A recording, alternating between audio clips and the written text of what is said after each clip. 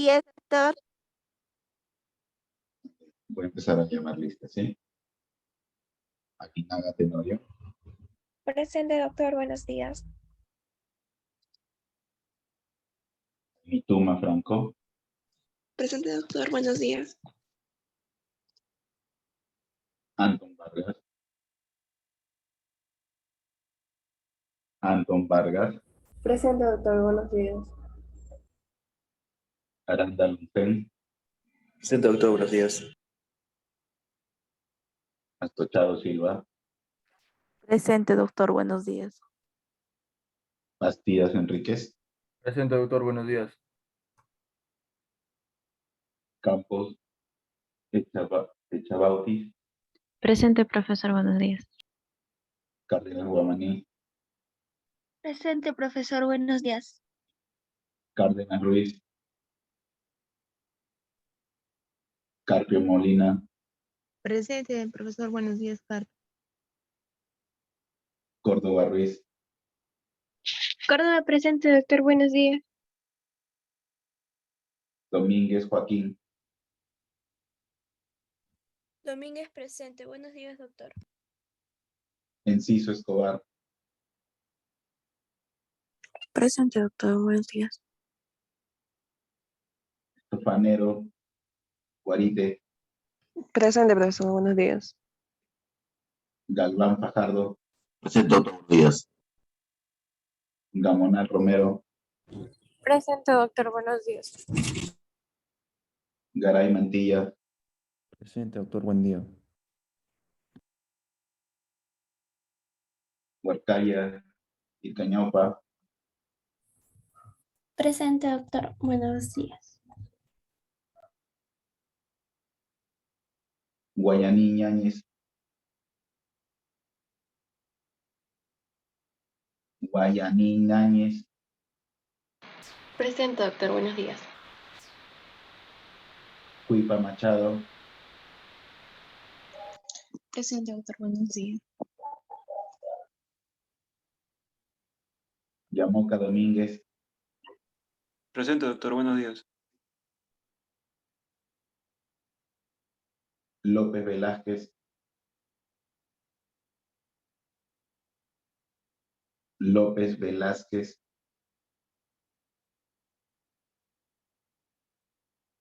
Manrique y Pardaguirre, Presente, doctor. Buenos días. Martínez y Nostroza, Presente, doctor. Buenos días. Menéndez Altamirano, Menéndez Altamirano, More Alarcón, Presente, doctor, buenos días.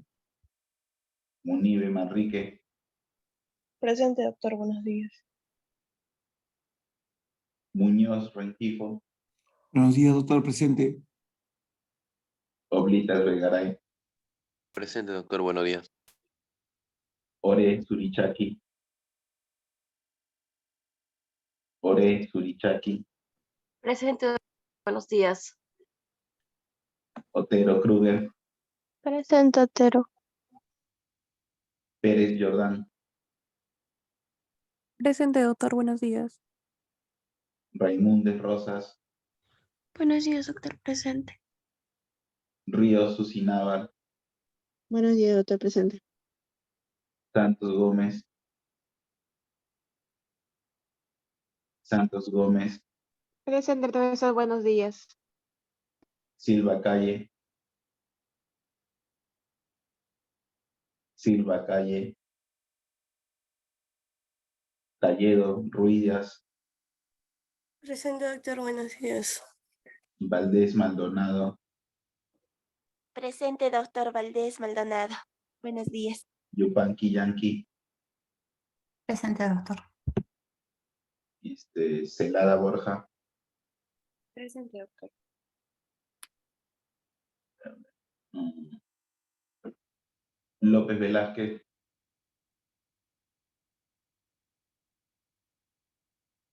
Menéndez Altamirano, Silva Calle,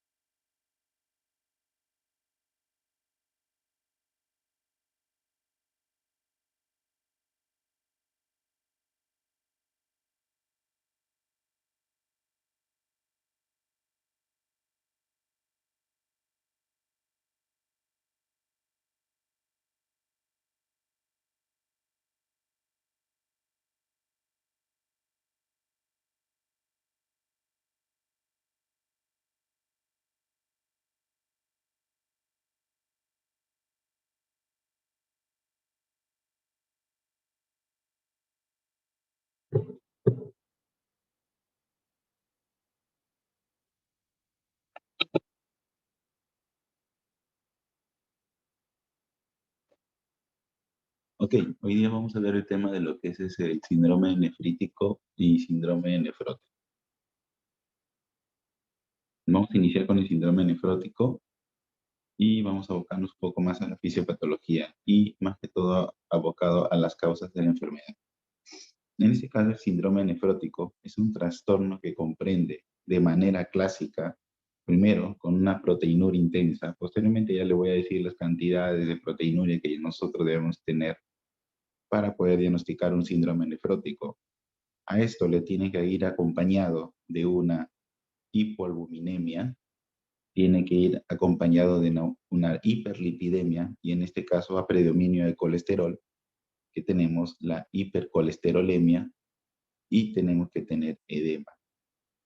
Al menos estos tres, ya sea proteinuria, ya sea hipoalbuminemia, ya sea hipercolesterolemia o ya sea edema, con eso es suficiente con nosotros para poder diagnosticar un síndrome nefrótico.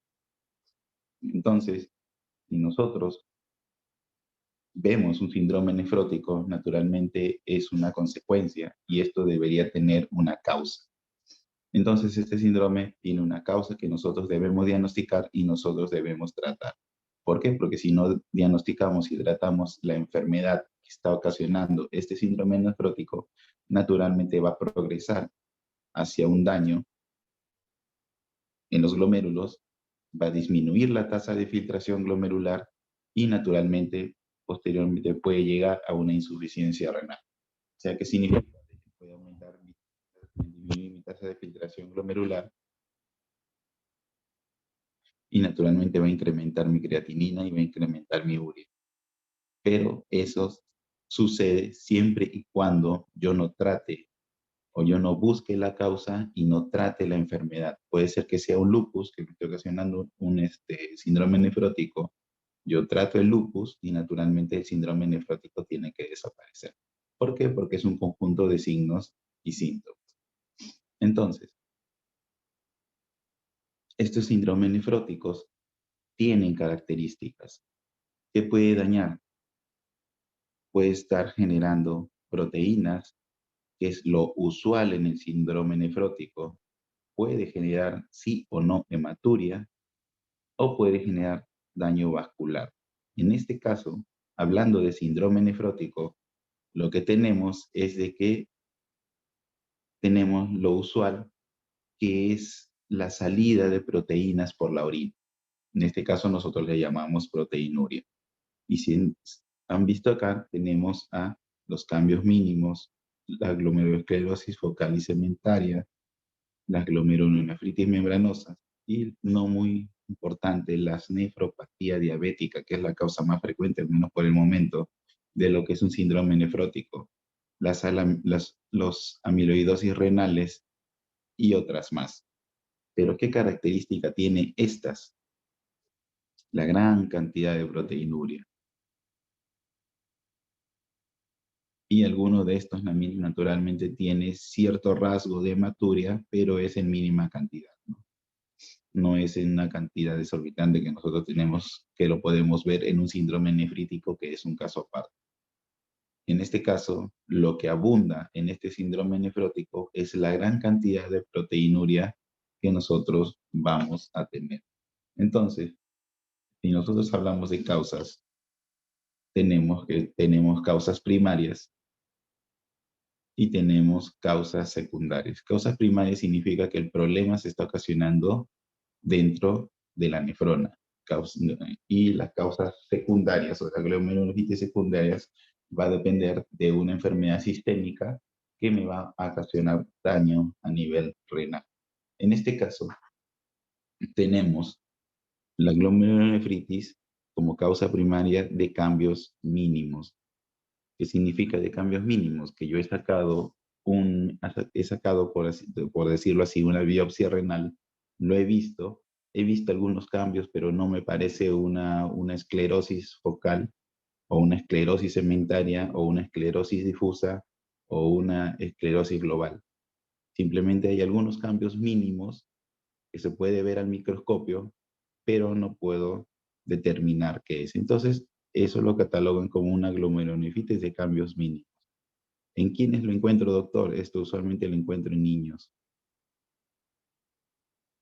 Entonces, la causa más frecuente de síndrome nefrótico en niños es los glomerulonefritis de cambio mínimos como etiología primaria del síndrome nefrótico. También que tengo la glomerulonefritis focal y segmentaria, en este caso las esclerosantes. Esto usualmente ya es mucho más frecuente ya en adultos, que me ocasione síndrome nefrótico. Y no por mencionar más lo que es la glomerulonefritis membranosa, que esto cursa con gran cantidad de proteinuria, que también es frecuente en adultos. Los otros, ya sea la nefropatía por IgA, por complemento, por inmunoglobulinas, son infrecuentes que causen glomerulonefritis y síndrome nefrótico. Lo que sí usualmente la nefropatía por IgA te causa un síndrome nefrítico, no un síndrome nefrótico. Pero si se van a dar cuenta cuando veamos también síndrome nefrítico, muchas de las causas que están acá también ocasionan síndrome nefrítico. Entonces, las causas, tanto, por ejemplo, el lupus me puede ocasionar síndrome nefrótico, pero también me puede ocasionar síndrome nefrítico. Me puede ocasionar cualquiera de las dos. Entonces va a estar en la etiología del síndrome nefrótico y va a estar en la etiología del síndrome nefrítico.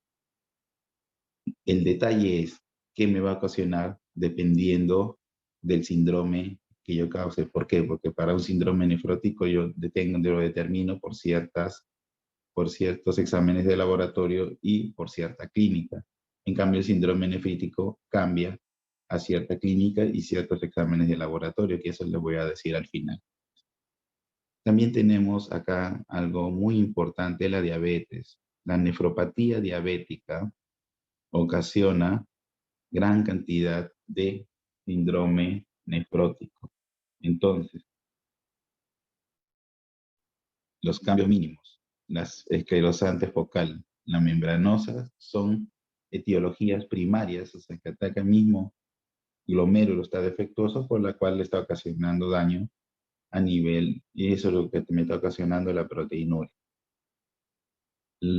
El daño primario es proteinuria. Igual, el síndrome nefrótico por nefropatía diabética es por proteinuria.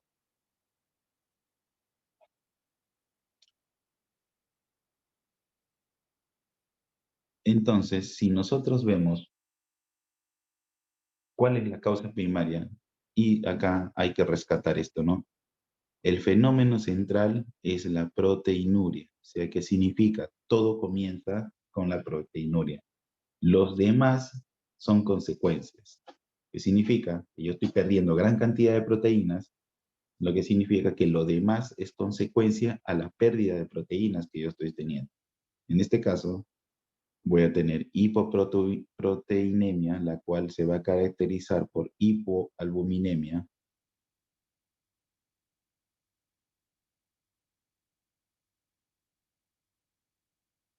Tengo los edemas, tengo la hiperlipidemia, que es a predominio de colesterol, y tenemos las alteraciones de la coagulación. Entonces, la causa de la proteinuria es el aumento de la permeabilidad glomerular. O sea, ¿qué significa? El glomérulo no debería ser permeable para la lumia, pero cuando yo pierdo ya esta permeabilidad o aumenta la permeabilidad glomerular hacia las proteínas, voy a perder estas proteínas por la orina. ¿Secundario a qué? Secundario a que la barrera de filtración glomerular que condicionan un incremento en tamaño de los poros, estos poros que son generados por los pedicelos, y la pérdida de la electronegatividad de la barrera de filtración. Esto lo voy a explicar en este gráfico que está ajustado. Y nosotros vemos, este es el capilar glomerular, estas son las células endoteliales, esta es la membrana basal, y naturalmente estos son los pedicelos, y por ahí vemos una célula grande que es una célula podocitaria que es un podocito. Entonces, los pedicelos son prolongaciones son prolongaciones de los podocitos. Esas prolongaciones de los podocitos se encuentran sobre la membrana basal, la membrana basal glomerular. Estos tienen proteínas de anclaje. Estas proteínas de anclaje se llaman podocinas. ¿Por qué? Porque van a ir anclado hacia otras proteínas que se forman como si fueran unas mallas. Estas nefrinas, llamadas nefrinas, forman como mallas para que dentro de este poro que tiene un tamaño no pueda permitir el paso de algunas proteínas. Las proteínas que no deberían pasar son las que tienen mayor a 150 kilodaltons. Estos poros no permiten el paso de moléculas que sean mayor a este tamaño molecular. Doctor, ¿qué tamaño tiene la albúmina? La albúmina tiene 69 a 70 kilodaltons. Doctor, entonces usted me diciendo que no puede pasar moléculas menores a 150 kilodaltons, entonces la albúmina puede pasar. Sí puede pasar, pero ¿cuál es el pequeño detalle? Que toda esta red es electronegativa.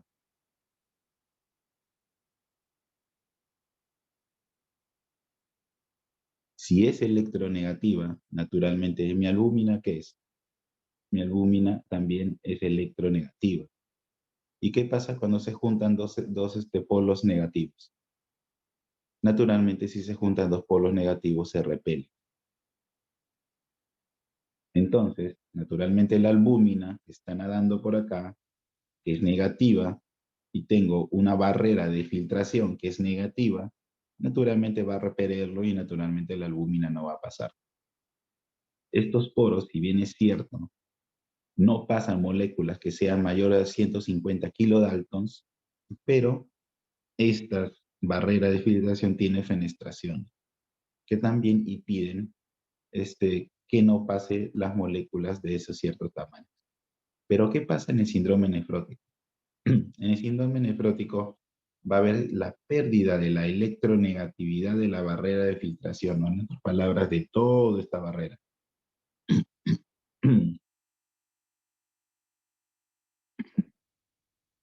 Va a haber desestructuración de dicha barrera que condiciona un aumento del tamaño de los poros. Y va a haber una pérdida de proteínas de forma no selectiva. En otras palabras, este poro va a aumentar de tamaño, esta barrera va a perder su electronegatividad, y si yo tengo aumento del poro del tamaño y yo pierdo la electronegatividad, la albúmina va a pasar. ¿Hacia dónde, doctor? Hasta la cápsula de Bowman y hasta el túbulo proximal.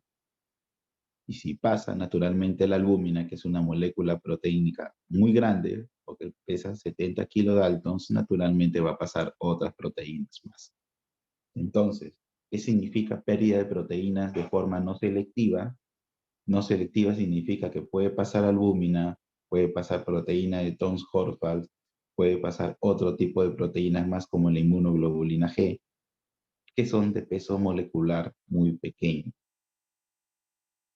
¿Qué significa entonces, doctor? Proteínas selectivas, que significa que lo único que está perdiendo es la albúmina. En otras palabras, la pérdida tras este problema es una pérdida de proteínas de forma no selectiva, que también se va a eliminar otros tipos de proteínas, que no solo la albúmina.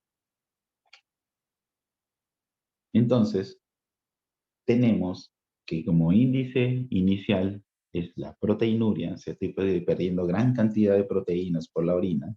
Entonces, esto me va a traer una consecuencia importante, me va a traer la hipoalbuminemia.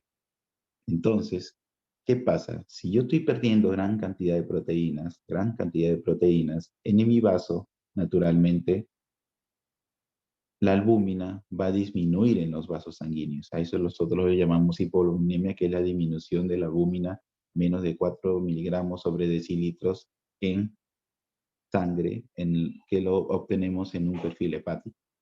¿Qué pasa? Naturalmente, cuando estamos perdiendo proteínas, estamos perdiendo albúmina, la presión oncótica dentro del vaso sanguíneo va a empezar a disminuir. Recordemos que la presión oncótica depende de la cantidad de albúmina que nosotros tenemos en el vaso.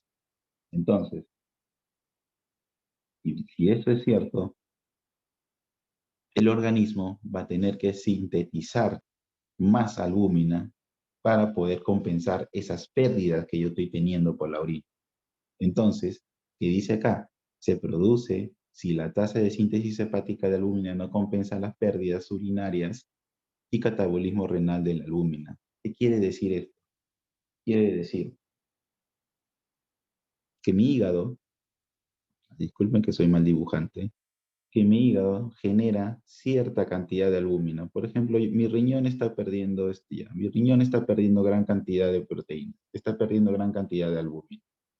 Entonces el hígado sano, naturalmente, de una persona que no consume mucho alcohol, de una persona que no tiene una hepatopatía, un hígado sano, al ver que la albúmina está cayendo, naturalmente va a generar mucha cantidad, va a acelerar su proceso de generar más albúmina. ¿Por qué? Por intentar mantener la albúmina dentro de los rangos normales en el vaso sanguíneo y mantener la presión oncótica. Pero la magnitud de la proteinuria, o sea, si yo tengo gran cantidad de proteínas que se están perdiendo en la orina,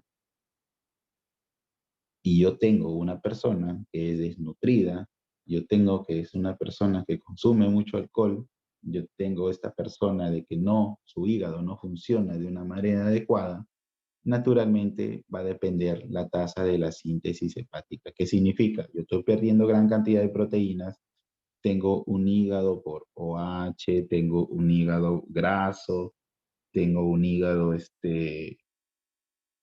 con lesión. Entonces, no va a seguir la línea de las pérdidas y con la formación de albúmina, entonces acá la albúmina va a empezar a caer.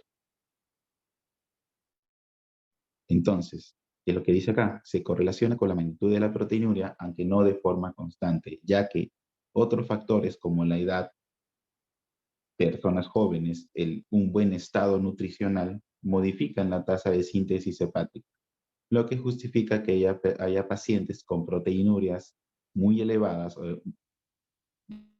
proteinurias masivas, sin hipoalbuminemia. ¿Qué les quiere decir acá? Que yo puedo estar perdiendo gran cantidad de proteínas, pero en una persona joven, en buen estado nutricional, me puede compensar de inmediato esa albúmina que yo estoy perdiendo, generándola y manteniendo los rangos de albúmina dentro de sus valores normales. Pero si tengo una persona, como dice, desnutrida, edad avanzada, consumo de alcohol, esta síntesis de albúmina no va a ser de forma acelerada. Entonces, acá, en este tipo de personas, sí la albúmina a nivel intravascular va a caer. Pero, ¿qué pasa? Va a haber un incremento de la síntesis proteica hepática que afecta a todo tipo de proteínas, que justifica el aumento de las concentraciones plasmáticas de aquellas con mayor peso molecular, ya que se perderán por la orina, ya que no se perderán por la orina. Yo tengo mi riñón, está perdiendo proteínas. Dentro de eso, estoy perdiendo una proteína muy importante, que es la inmunoglobulina G. Recordemos que la inmunoglobulina G tiene un peso molecular muy bajo. Entonces, es fácil que se pierda si es que los poros se agrandan y si es que se pierde la electronegatividad. Naturalmente, la inmunoglobulina G la vamos a perder constantemente. Entonces, ¿qué es lo que hace mi hígado? Mi hígado, naturalmente, lo que va a hacer, me va a generar otras moléculas que van a reemplazar la inmunoglobulina G, pero que tengan mayor peso molecular para que no se pierdan por la orina. ¿Qué va a generar acá? Que va a generar inmunoglobulina A, inmunoglobulina M, inmunoglobulina E. Entonces, estas de acá tienen mayor peso molecular. Si tienen mayor peso molecular, naturalmente el paso a través del riñón va a ser un poco más difícil y no se va a perder. Entonces el hígado es inteligente. Oye, estoy perdiendo mucho inmunoglobulina G, seguro el riñón no está eliminando. Entonces yo necesito, ¿por qué? Porque sus poros supuestamente pueden ser más grandes. Entonces estos generan otros tipos de proteínas, muy aparte de la albúmina, genera estas proteínas para poder tener un sistema inmune a estas proteínas y no se estén perdiendo por la orina. Este es en el caso de estas inmunoglobulinas. Las de menor peso molecular, naturalmente, también voy a sintetizar inmunoglobulina G. No significa que no la voy a dejar de sintetizar, pero estas inmunoglobulina G se va a perder por la orina. O sea, conforme yo lo voy generando, yo lo voy perdiendo. Entonces, va a haber una deficiencia de inmunoglobulina G. Usualmente es en estos pacientes con síndrome nefrótico, la deficiencia es por inmunoglobulina G, porque estas proteínas de acá, inmunoglobulina A, inmunoglobulina M, inmunoglobulina E, no se pierden por la orina. Entonces, como dice, su concentración en el plasma van a empezar a disminuir. ¿De quiénes? De la inmunoglobulina G, del complemento. Naturalmente, el complemento es pequeño y también se va a perder el plasminógeno. Entonces, este cuadro me va a resumir mucho de lo que les estoy hablando, ¿no? Tras un cuadro central de proteinuria, naturalmente voy a tener algo muy importante. La albúmina se va a perder por la orina. Si la albúmina se va a perder por la orina, naturalmente voy a tener edemas, voy a empezar a tener hiperlipidemia, a predominio de colesterol, descenso de los hiatos aniónicos y balance nitrogenado negativo. Voy a tener disminución de la inmunoglobulina G y naturalmente voy a tener las inmunodeficiencias por algunos gérmenes que les voy a contar posteriormente y va a haber tendencia en las inversiones. Va a haber alteración de factores de complemento, que significa que va a disminuir el factor B y algunos sistemas de complemento, ¿no? C2, C8, C9. Y entonces va a haber un déficit en la opsonización bacteriana. Alteraciones en el sistema hemostático. ¿Qué significa? Voy a tener más procoagulantes y voy a tener muchos menos anticoagulantes. Y naturalmente el sistema fibrinolítico también se va a ver afectado porque va a disminuir la cantidad de plasminógeno porque también se va a perder por la orina. Entonces,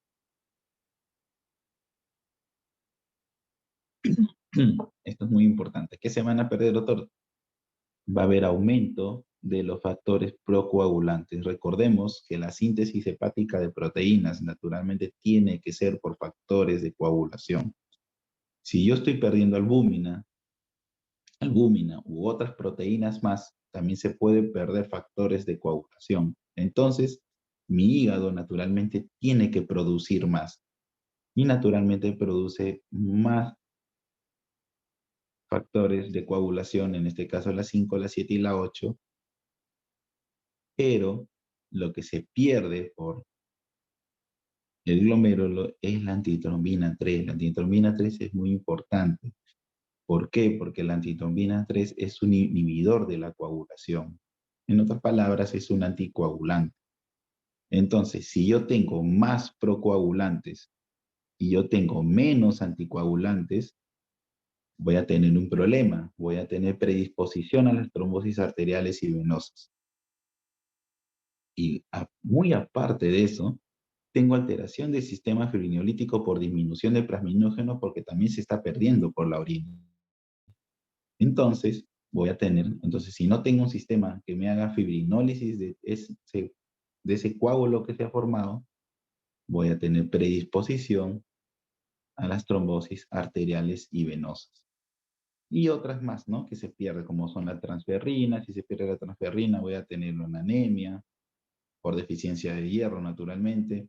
Voy a tener pérdida de zinc, voy a tener pérdida de proteínas ligadoras de vitamina D y voy a tener pérdida de proteínas como la eritropoyetina, que es muy importante para el proceso de hematopoiesis, ¿no? Entonces, no solo se pierde albúmina, que es la pérdida más importante y desencadena todo. También se pierde otros como inmunoglobulinas, sistema de complemento, se pierde factores de coagulación, se pierde, empieza a generarse más factores de coagulación por la pérdida de otros factores. Va a haber pérdida de los inhibidores de la coagulación, o sea, pérdida de anticoagulantes, y se va a perder o se va a alterar el sistema fibrinolítico porque voy a tener pérdida de plasminógeno. Y los otros factores más por la cual voy a tener mucho más clínica, muy aparte de lo que nos menciona el síndrome nefrótico. Entonces, tenemos otro muy importante, que es el edema. El edema se forma de diferentes formas. Como les dije, la característica principal, pierdo la presión oncótica y naturalmente el líquido del intravascular tiene que pasar al intersticial y yo voy a formar los edemas. Entonces, el edema es un signo clínico llamativo que suele ser motivo de consulta. Se trata de un edema de tipo renal, a diferencia del edema de tipo cardíaco. Entonces, se trata de un edema blando que deja fovea y que se localiza en las zonas de Clives, tanto en el piel, sacro y también algo muy importante en la región periorbitaria. Y es a diferencia del edema cardíaco, de la cual el edema cardíaco aparece, esto es muy importante que me olvide acá, que esto aparece usualmente en las mañanas, al despertar. En cambio, el edema cardíaco es distinto. El edema cardíaco es un edema duro, aparece al vespertino, en otras palabras, en la tarde, ya cuando el paciente ha trajinado, deja fovea, entonces, y naturalmente, ¿no? Si aparece ya, aparece en la tarde, aparece en la noche, es un edema duro, y no, naturalmente no hay edema en la región periorbitaria, podemos diferenciar el tipo de edema. Si la hipoalbuminemia es grave, puede aparecer hasta líquido que puede extravasarse de los intestinos hacia la cavidad abdominal y naturalmente también puede haber líquido que se puede extravasar hacia la cavidad pleural. Entonces tenemos ascitis y tenemos efusión pleural. Ahora, para que aparezcan los edemas, naturalmente en el síndrome nefrótico se puede valorar de diferentes maneras. Puede ser por un estado de hipovolemia, que ya lo voy a explicar posteriormente, y puede ser por un estado de expansión de volumen. Entonces, si vemos este cuadrito de acá, o este gráfico, tenemos que yo tengo gran cantidad de proteinuria, estoy eliminando proteínas por la orina, y esto me genera una hipoalbuminemia. Y entonces nosotros tenemos dos tipos de mecanismos. Tenemos por expansión de volumen o tenemos por hipovolemia. ¿Qué significa? Esta hipoalbuminemia, naturalmente, que yo tengo a través del vaso sanguíneo, me va a generar disminución de la presión oncótica plasmática. Esto me va a traer trasudación del agua al espacio intersticial. En otras palabras, pasa del intravascular al intersticial. Naturalmente, estoy pasando líquido de mi plasma hacia el intersticio, que significa que voy a tener una hipovolemia. Ya está pasando hacia el tercer espacio. Naturalmente, el líquido vascular va a empezar a disminuir, intravascular va a empezar a disminuir. Si sucede esto, disminuye la presión de perfusión a nivel renal y como ya les mencioné, si disminuye la presión de perfusión a nivel renal, me va a traer a mi amigo el sistema renina, angiotensina, aldosterona y naturalmente esto me va a traer retención de sodio y agua. Que va a ir al riñón y le va a decir a los receptores de la aldosterona, oye, ¿sabes qué? Estoy perdiendo volumen a nivel de mis vasos. Necesito que me retengas sodio y agua para poder mantener. Entonces, vuelve a llenar el vaso sanguíneo y esto se vuelve a perder porque no tengo la albúmina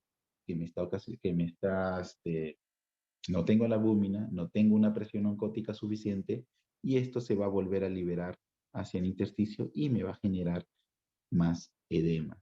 Pero, ¿qué pasa con la expansión de volumen? Al otro lado de la moneda tenemos de que en el glomérulo naturalmente se está perdiendo la barrera de filtración, entonces va a disminuir la capacidad de filtración. O sea, ¿qué significa? Yo estoy perdiendo proteínas y naturalmente cuando ya las proteínas pasan al túbulo, ocasionan daño tubular. Entonces, mi coeficiente de filtración va a disminuir. Entonces, ¿qué va a pasar si disminuye mi coeficiente de filtración? Naturalmente, esto la mácula densa lo va a censar. Si la mácula densa censa, naturalmente, ¿qué voy a tener? Retención de agua y sal. ¿Por qué? Porque se van a liberar mis amigos, la angiotensina 2 y el óxido nítrico. Entonces, va a haber un aumento de volumen plasmático. ¿Por qué? Porque estoy reteniendo agua y sodio. Aumenta la presión hidrostática y va a haber trasudación de agua al espacio intersticial. O sea, ¿qué significa? Hay dos formas de que pase el agua del vascular al intersticio. ¿Cómo? Disminuyendo la presión oncótica o aumentando la presión hidrostática. La presión hidrostática es la fuerza de la cual ejerce el volumen sanguíneo sobre las paredes del vaso. ¿Qué significa? Si yo, por ejemplo, tengo un gasto cardíaco incrementado, de la cual me va a incrementar la presión y mi presión hidrostática, que es una presión de fuerza, estoy ejerciendo más fuerza contra las paredes del endotelio, naturalmente se va a perder líquido a nivel, va a pasar del intravascular al extravascular. Entonces, tenemos por esta forma, y también puede activarse el sistema, y va a inhibir el sistema renina-angiotensina-aldosterona. Y esto me va a generar edema. Entonces, ¿por qué se puede formar los edemas? Por disminución de la presión oncótica, que es algo muy importante, y por aumento de la presión hidrostática capilar, ya por expansión de volumen. Entonces, ¿qué tenemos acá? Otro dato muy importante, la hiperlipidemia nefrótica. Entonces, la epidemia nefrótica son alteraciones lipídicas más constantes, es la hipercolesterolemia en más del 85%. ¿Qué significa? La albúmina está disminuyendo a nivel intravascular. Yo saco mi perfil hepático y veo disminución de albúmina naturalmente por la proteinuria. ¿Qué pasa? El hígado va a empezar a sintetizar, pero el hígado cuando empieza a sintetizar albúmina, también se activan otros mecanismos más. Recordemos que el hígado tiene muchos mecanismos de producción de diferentes cantidades, de diferentes formas de proteínas. Forma colesterol, forma triglicéridos, forma factores de coagulación, forma colesterol, forma miles de cosas más. Entonces, la síntesis hepática va a estar incrementada, pero no solo para la albúmina, va a estar incrementada para las demás. Entonces, se va a formar más colesterol, se va a formar más triglicéridos, pero acá menciona que esto, o sea, las hipertrigliceridemias, usualmente lo que se forma es colesterol, pero ya empieza a padecer aumento de triglicéridos cuando la albúmina se encuentra por debajo de 2 gramos sobre decilitros. O sea, estamos hablando de una hipoalbuminemia severa. O sea, cuando yo ya comienzo a producir, o sea, ¿qué significa? Que la síntesis hepática ya debe estar tan acelerada cuando yo ya tengo una albúmina en 1 o en 2, que ya voy a empezar a sintetizar gran cantidad de triglicéridos y naturalmente también mucho más cantidad de colesterol. Entonces se dice, se correlaciona de forma inversa con la magnitud de la hipoalbuminemia. ¿Esto qué quiere decir? De que conforme yo tengo menos albúmina, voy a sintetizar mucho más colesterol y voy a sintetizar mucho más triglicéridos. La hiperlipidemia nefrótica se caracteriza por incrementos de ¿qué? De la lipoproteína de baja densidad, de la lipoproteína de muy baja densidad, de la lipoproteína de densidad intermedia y de la lipoproteína A. En otras palabras, lo que se eleva más frecuente son el colesterol. Y naturalmente las lipoproteínas de alta densidad no suelen modificarse y va a existir lipiduria.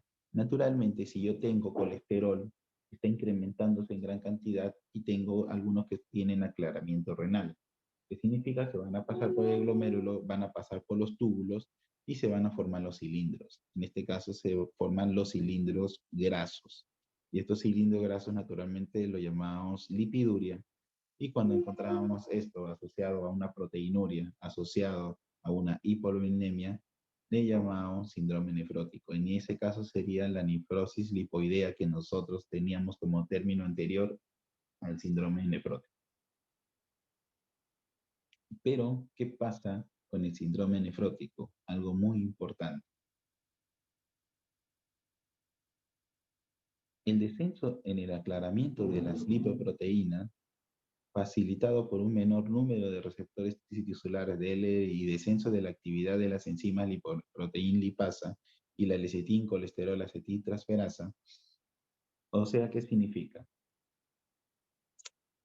Que esta proteinuria que yo tengo me trae hipoluminemia, voy a aumentar mi síntesis de proteínas. Como les dije, la síntesis se produce más cantidad de colesterol y entonces alguien va a tener que aumentar su actividad. ¿Quién va a tener que aumentar su actividad? Este de acá. La hidroximetilglutaril coenzima reductasa. ¿Qué hace esta enzima hidroximetilglutaril coenzima reductasa? Hace algo muy importante. Permite la transformación final del colesterol. Naturalmente, si está incrementada esta actividad, ¿por qué? Porque hay incremento de la síntesis hepática, naturalmente. ¿Por qué? Porque yo estoy disminuyendo mi cantidad de albúmina a nivel intravascular. Entonces, empieza la síntesis hepática, aumenta la actividad de esta enzima, naturalmente, y voy a generar mucho más colesterol. ¿En qué forma? En la forma de LDL, en la forma de VLDL, en la forma de IDL, en la forma de lipoproteína A. Se va a generar gran cantidad a través de esta enzima que va a aumentar su actividad tras la síntesis hepática aumentada por la hipoalbuminemia generada tras la proteinuria. Los pacientes con síndrome nefrótico prolongado tienen riesgo cardiovascular muy elevado, naturalmente tiene riesgo cardiovascular elevado porque estoy aumentando la cantidad de colesterol y va a promover la acumulación de lípidos en los glomérulos esclerosados, un equivalente de la aterosclerosis glomerular, que significa que también el colesterol se va a depositar, o las ateromas se van a depositar a nivel del glomérulo. Y bien es cierto, como les mencioné anteriormente, tengo aumento de procoagulantes, tengo disminución de los anticoagulantes y tengo disminución del plasminógeno. Estos tres es muy importante porque me va a alterar mi sistema de coagulación. Y entonces voy a tener un problema que es la tromboembolia nefrótica. ¿En quiénes aparece el doctor? Hasta hace 10% en los adultos y un 2% en los niños que cursan con síndrome nefrótico van a desarrollar un proceso tromboembólico. ¿Qué me refiero con proceso tromboembólico? Trombosis venosas profundas, tromboembolismo pulmonares. Entonces, en los adultos van a predominar las tromboembolias venosas, sobre todo de las venas renales y de las venas profundas, trombosis venosa profunda. Trombosis arteriales son más frecuentes en las arterias femorales y pulmonares, que significa tromboembolismo pulmonar y también trombosis arterial profunda, ¿no? Periférica. El riesgo de trombosis es proporcional a la severidad de la albúmina, que significa si yo tengo una albúmina menos de 2, van a aparecer de forma muy elevada las tromboembolias. Entonces, ¿qué significa? Yo a este paciente lo tengo que tratar. ¿Por qué? Porque si mi albúmina reduce por encima de 2, el riesgo de trombosis es muy elevado. Entonces, ¿qué va a pasar acá? Naturalmente, yo tengo anomalías en la agregación plaquetaria, anomalías en las proteínas de coagulación, que significa que yo tengo aumento de los procoagulantes, tengo disminución de los anticoagulantes, en este caso disminución de la antitrombina 3, tengo alteraciones en la fibrinolisis porque tengo disminución de plasminógeno, todos perdidos por la barrera de filtración y perdidos por la orina, naturalmente como consecuencia directa de la proteinuria, y esto naturalmente me van a traer tromboembolismo, tromboembolia nefrótica. Pero dice que tiene más importancia el déficit de la antitrombina 3, ¿no? Que es lo que usualmente más se pierde, y a esto se atribuye la tromboembolia nefrótica. Otros factores que están asociados, ¿cuáles son? La trombocitosis, estasis venosa, lesión endotelial, aumento de la viscosidad sanguínea, hiperlipidemia y administración de diuréticos y corticoides, ¿no? Como parte del tratamiento del síndrome nefrótico. Susceptibilidad a las infecciones, esto lo vemos porque, si bien es cierto, ya les mencioné al inicio, tengo un déficit de inmunoglobulina G. Si yo tengo un déficit de inmunoglobulina G, voy a estar predispuesto a cierta cantidad, a ciertos gérmenes que son capsulados. Y en este caso, ¿quiénes son? El Streptococcus pneumoniae, el Streptococcus beta hemolítico y los gram negativos. ¿Qué infecciones más frecuentes? La peritonitis espontánea en los niños y la celulitis en los adultos. Esto es lo que usualmente se ocasiona por el déficit de la inmunoglobulina G que se está perdiendo por la proteinuria que me está ocasionando lesión glomerular. Y otras alteraciones no muy importantes, pero lo vamos a mencionar, de la cual tenemos los déficits de hierro, el déficit de cobre, el déficit de zinc, y se van a perder por la orina también ciertas hormonas, en este caso las más importantes son las tiroideas, y podemos tener trastornos como hipotiroidismo. Otro más importante que también tendremos la pérdida de lo que es el sodio, pero el sodio se va a deber prácticamente al tratamiento que nosotros estemos dando. Naturalmente, si es un síndrome nefrótico y tengo mucha cantidad de edema, voy a tener que utilizar diuréticos. En este caso, voy a tener que utilizar la furosemida. Si yo voy a utilizar la furosemida, voy a tener el riesgo de que mi sodio comience a bajar y voy a ocasionar una hiponatremia. Y como parte del tratamiento también del síndrome nefrótico es la restricción de sal en la dieta, ¿no? Entonces le restringo sal y encima le estoy dando furosemida, naturalmente voy a tener hiponatremia.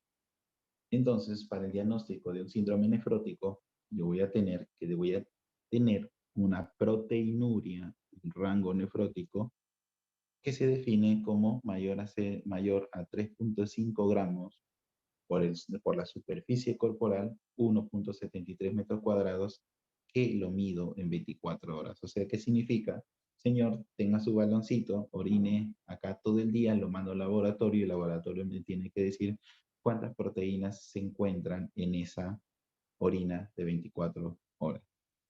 Naturalmente, yo le he sacado un perfil hepático, me da el dosaje de la albúmina y me sale que está menos de 3 gramos sobre litros. Naturalmente, mi paciente tiene que tener edema de tipo renal, va a tener hiperlipidemia, naturalmente, como ya les he mencionado, que es a predominio de colesterol. Voy a tener lipiduria, que lo voy a ver como cilindros grasos. Y voy a tener trastorno de hipercoagulabilidad con riesgo a las tromboembolias.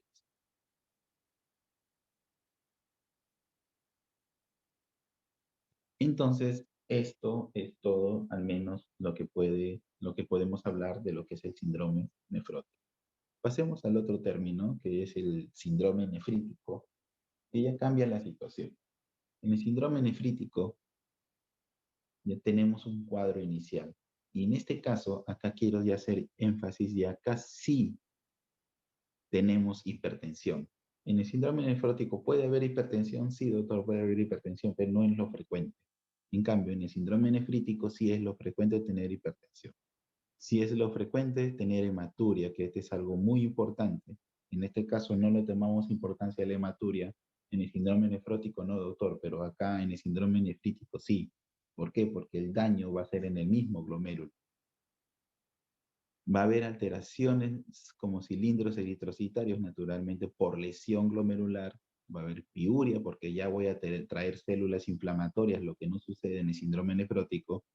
Voy a tener proteinuria, sí, porque naturalmente si voy a lesionar la membrana basal, voy a lesionar los podocitos también por las células leucocitarias, voy a tener cierto grado de proteinuria, pero esta proteinuria es leve.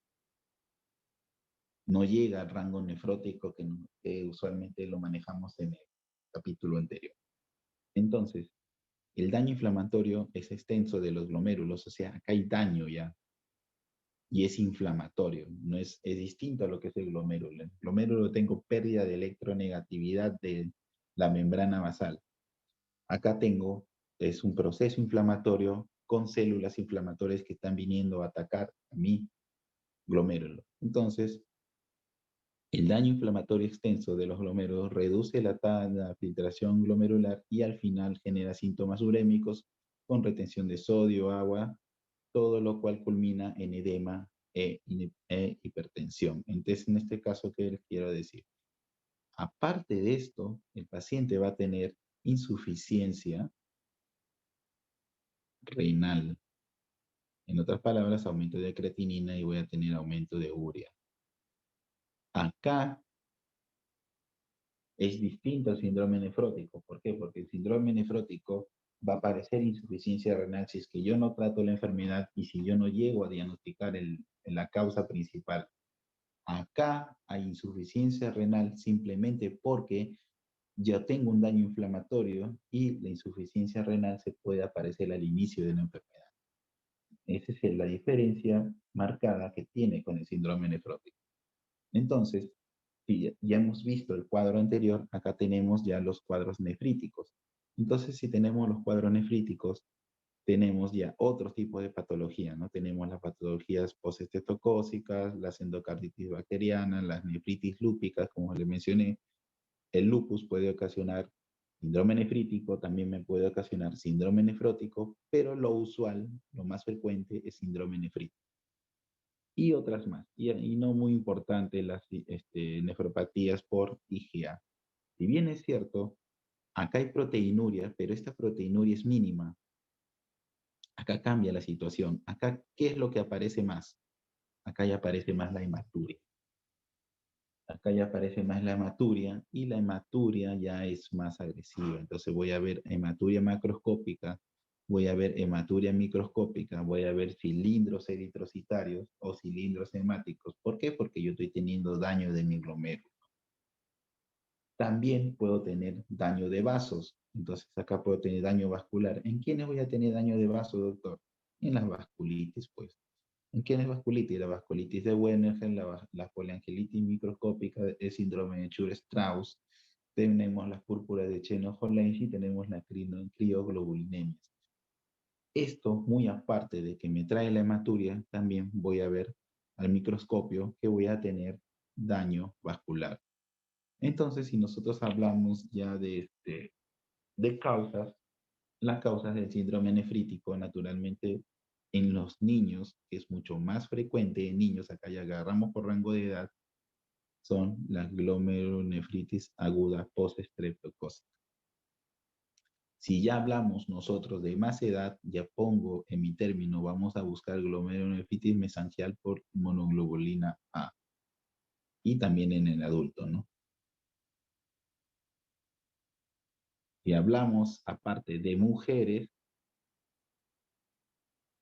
ahí lo metemos a la nefropatía lúpica. ¿Por qué? Porque el lupus eritematoso sistémico tiene predisposición de 9-1 que ataque mucho más a mujeres que a hombres. Entonces, si bien es cierto, hay algunas, por ejemplo, la nefropatía lúpica la hemos visto en síndrome nefrótico, el púrpura de Cheno-Holland también la hemos visto en síndrome nefrótico, que significa que muchas de las etiologías, ya sea del síndrome nefrótico como la etiología del síndrome nefrítico, son similares. ¿Cuál es el detalle? ¿Con qué me presento? ¿Me presento con síndrome nefrótico o me presento con síndrome nefrítico? Ese es el detalle. Entonces, yo tengo en mi fisiopatología del síndrome nefrítico significa que yo ya tengo daño glomerular. O sea, ¿qué significa? Que ya ha habido una lesión del glomérulo. Pero ¿por qué ha pasado este glomérulo? ¿Qué se dañó? ¿Por qué hay daño glomerular? Puede que mis capilares, o sea, mis células endoteliales, mi membrana basal o mis podocitos, pedicelos o los que tenga ahí en mi glomérulo, puede que tenga alteraciones en el ADN. Si yo tengo alteraciones en el ADN, naturalmente va a haber un cambio estructural y puede generarse confusión con mis anticuerpos y considerarlos como antígenos. Puedo tener problemas inmunológicos como el lupus eritematoso sistémico, de la cual genero gran cantidad de anticuerpos y naturalmente estos anticuerpos no solo atacan al riñón, también ataca a los diferentes órganos, pero se va a generar anticuerpos para mi síndrome nefrítico, anticuerpos contra el glomérulo. Voy a tener ciertas enfermedades en la cual se va a generar complejo antígeno anticuerpo. Ya podemos hablar de esto en el síndrome de Gut-Pasteur y podemos tener trastornos de la coagulación, en este caso en el sistema de complemento. Vamos a activar la vía clásica, vamos a activar la vía de la lecitina o vamos a activar la vía alternativa.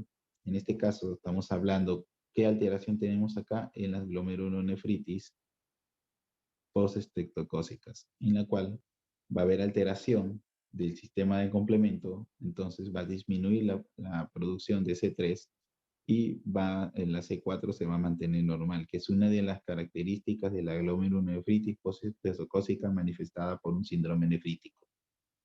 Todos estos, ya sea que haya alteración del ADN en cualquiera de mis estructuras del glomérulo, ya sea que el lupus esté generando gran cantidad de anticuerpos, ya sea cualquier otra enfermedad inmunológica que me está formando complejos antígeno-anticuerpos, ya sea una glomerulonefritis postestreptocócica que me ha generado, que me ha activado la vía alterna y me está consumiendo complemento, todos estos van a ir al glomérulo.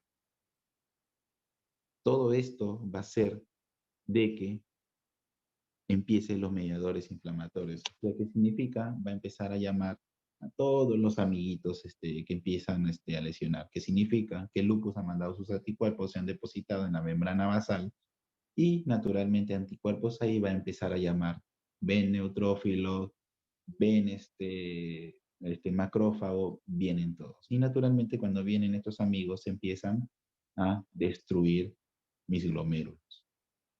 ¿Dónde lo destruyen? Pueden estar en el mesangio, pueden estar en las células endoteliales, puede estar en la membrana basal, puede estar en las células podocitarias. Entonces, van a traer estos mediadores inflamatorios, va a haber incremento de la permeabilidad de las proteínas. Naturalmente, si hay lesión de la membrana basal, las proteínas van a pasar y esto va a empezar a tener lesión.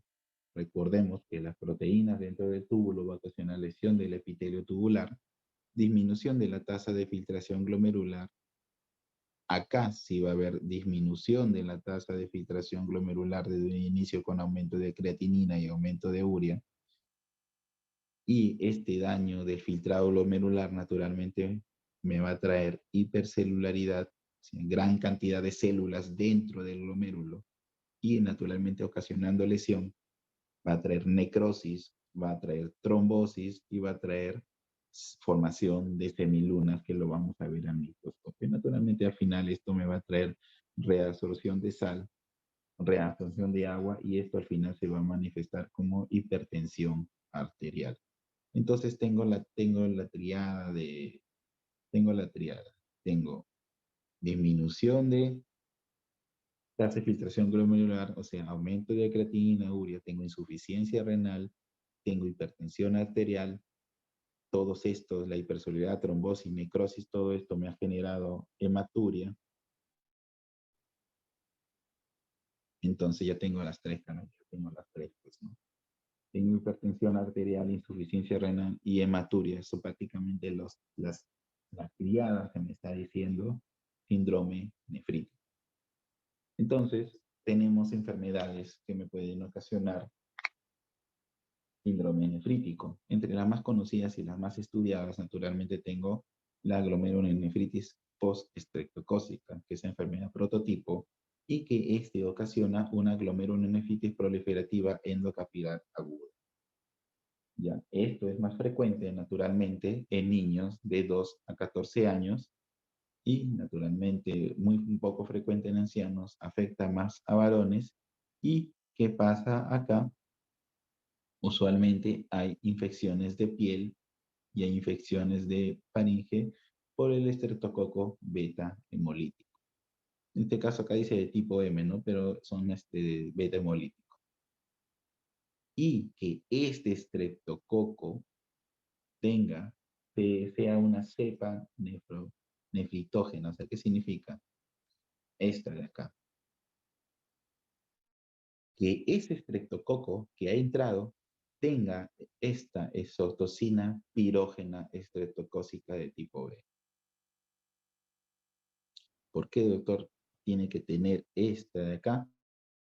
Simplemente porque este de acá es un antígeno que tiene parecido o similar hacia las células que se encuentran en las células glomerulares. O sea, ¿qué significa? Que si va a empezar a aparecer este antígeno en el vaso, van a empezar a venir mis amigos de los anticuerpos. Van a formar complejos inmunitarios circulantes. Van a activar el complemento naturalmente, porque si yo me uno hacia un antígeno, voy a activar el complemento a través de la vía alternativa. En este caso estoy hablando de la postestreptocócica.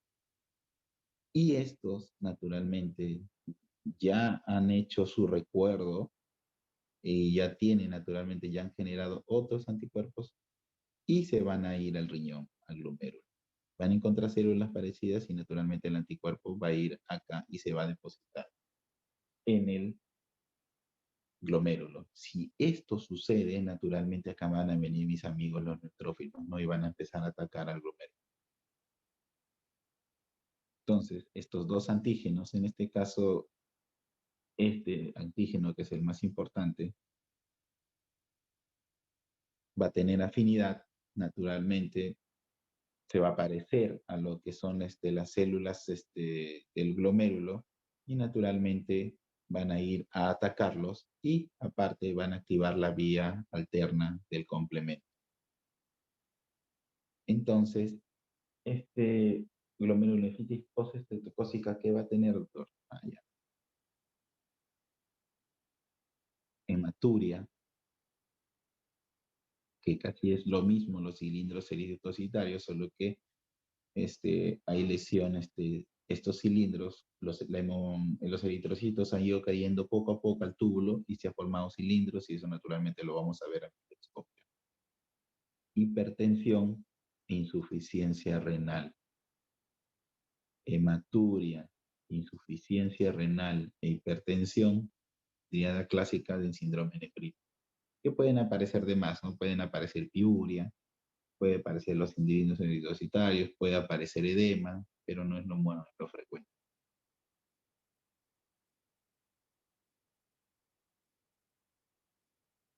Otro, no menos importante, y ya en personas adultas, son los depósitos de inmunoglobulina A. Entonces, ¿cómo se presenta depósitos de inmunoglobulina A? Se caracteriza por hematuria episódica vinculada con el depósito de las inmunoglobulinas A en el mesanquio. O sea, ¿qué significa? Que de vez en cuando esta inmunoglobulina A viene al glomérulo tras su progenitor y nosotros acá tenemos un mesangio y dentro del mesangio están los glomérulos. Esta inmunoglobulina A se deposita acá, se deposita en el mesangio. Naturalmente, si una inmunoglobulina se deposita en el mesangio, acá naturalmente van a venir mis amigos los neutrófilos. Van a ocasionar lesión mesangial, naturalmente va a ocasionar en ese momento hematuria. Si bien es cierto, este depósito de inmunoglobulina ocasiona el daño, posteriormente desaparece y ya naturalmente los neutrófilos se retiran y puede continuar con su función. Pero viene otra oleada de inmunoglobulina, vuelve a depositarse acá, vuelven mis amigos de nuevo y vuelve a ocasionar. Por eso que significa hematuria episódica.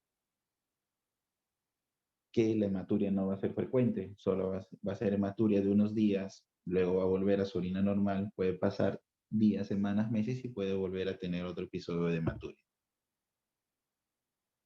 Bueno, la nefropatía por IgA es una de las formas más comunes de glomerulonefritis a nivel mundial.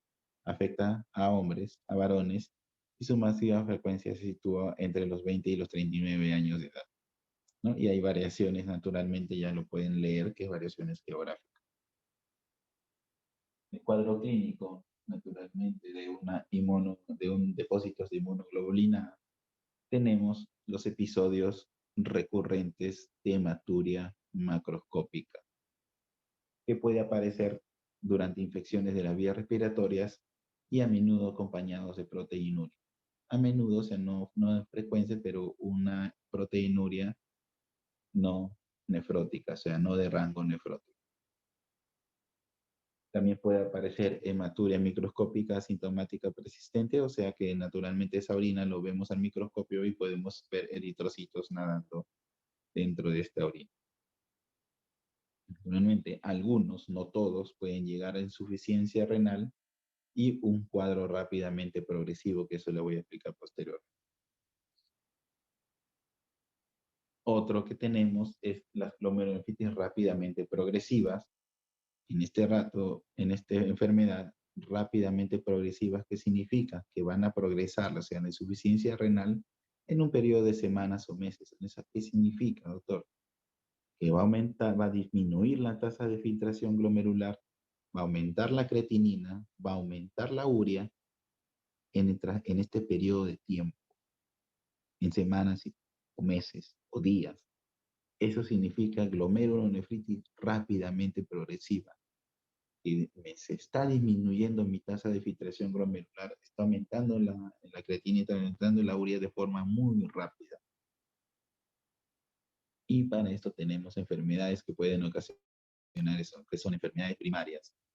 ¿Quiénes son, doctor? Lo que son mediados por anticuerpos. Los anticuerpos ante la membrana basal glomerular, en este caso estamos hablando del síndrome de Gut-Pasteur, puede estar mediada por inmunocomplejos. ¿A quiénes son los inmunocomplejos? El lupus eritematoso sistémico, la púrpura de Henoch-Lane. También podemos tener la glomerulonefritis postestreptocócica, porque también es por sistema inmunitario. Y tenemos la pausi inmunitaria. La pausi inmunitaria significa que yo puedo tener una glomerulonefritis rápidamente progresiva, está disminuyendo mi tasa de filtración glomerular, aumento la creatinina, aumento la urea, y cuando yo le saco un examen que se llama ANCA, que son anticuerpos anticitoplasma de los neutrófilos, esto sale positivo. Entonces ahí, asociado a un síndrome nefrítico con una glomerulonefritis rápidamente progresiva y me sale ANCA positivo, yo le puedo llamar pausi inmunitaria. Entonces, dentro de las secundarias tenemos la glomerulonefritis membrano proliferativa, la de inmunoglobulina A, la púrpura de Henoch-Lane. Estas enfermedades siempre van asociadas, glomerulonefritis postestreptocócica y el lupus eritematoso sistémico, que dentro de sus consecuencias me puede ocasionar una nefritis lúpica, y que algunos son que se progresan de forma muy rápida, por la cual nosotros debemos tratar de forma inmediata. Entonces, el lupus eritematoso sistémico, naturalmente, evidencia de la enfermedad renal clínica en el lupus eritematoso sistémico es en el 15, en el 75%.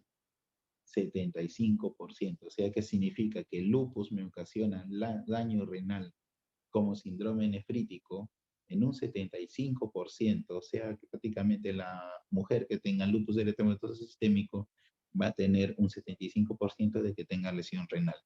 Y esto se evidencia a través de los exámenes de microscopía y muestras de biopsia que nosotros podemos hacer. Y si hacemos esto, naturalmente tenemos las nefritis lúpicas. Y si bien es cierto, vemos acá, tenemos nefritis lúpica que se manifiesta como síndrome nefrítico, En ese cuadro también se van a dar cuenta que también forma síndrome nefrótico. Acá, por ejemplo, tenemos la nefritis lúpica mesangial mínima, proliferativa mesangial, proliferativa focal, proliferativa difusa, glomerulonefritis membranosa y la esclerosante avanzada. La esclerosante avanzada prácticamente ya es un paciente que tiene ya insuficiencia renal terminal, ya no podemos hacer mucho por este paciente, naturalmente solo esperemos que entre a una terapia de sustitución renal. La membranosa, siempre cuando escuchen membranosa, siempre me va a causar síndrome nefrótico. Entonces voy a perder gran cantidad de proteínas y voy a tener un síndrome nefrótico. La nefritis lúpica proliferativa difusa significa que tengo daño renal. Si tengo daño renal, naturalmente voy a tener síndrome nefrítico que se manifiesta por hipertensión y también acá puedo tener proteinuria en rango nefrótico. O sea que me combina síndrome nefrítico y síndrome nefrótico. En estos dos, ¿no? También. Por ejemplo, la mesangia mínima no tiene clínica. La proliferativa mesangial también tampoco tiene clínica. La proliferativa focal sí tiene clínica y acá puede estar generalmente las proteínas elevadas, pero naturalmente en rango no nefrótico. Pero doctor, yo quiero diagnosticar un síndrome nefrítico y después buscar las causas como diagnóstico. Hematuria es algo muy importante del síndrome nefrítico. Lo primero que vamos a tener es hematuria o lo podemos ver como cilindros eritrocitarios. Eritrocitarios. También tenemos hipertensión arterial, puede aparecer edemas y algo ya menos importante que el síndrome nefrótico, que aparece proteinuria pero en rango no nefrótico.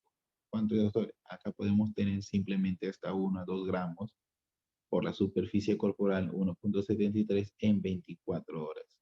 Igualito como le mencioné anteriormente, más heroína en la orina y me sale gramos de proteína. Acá sí ya va a haber descenso de flujo urinario y naturalmente ya voy a tener acá insuficiencia renal. Hematuria, hipertensión e insuficiencia renal, con esos 3 nada más yo puedo diagnosticar un síndrome nefrítico.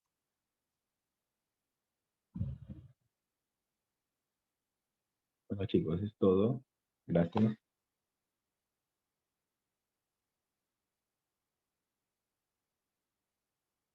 Gracias, doctor. Va a subir las diapositivas al Canva, ¿cierto? Sí, lo voy a subir hoy día. No te preocupes. Ok. Ok, listo, gracias. Hasta luego, doctor. Hasta luego. Hasta luego, doctor. Gracias. Doctor. No.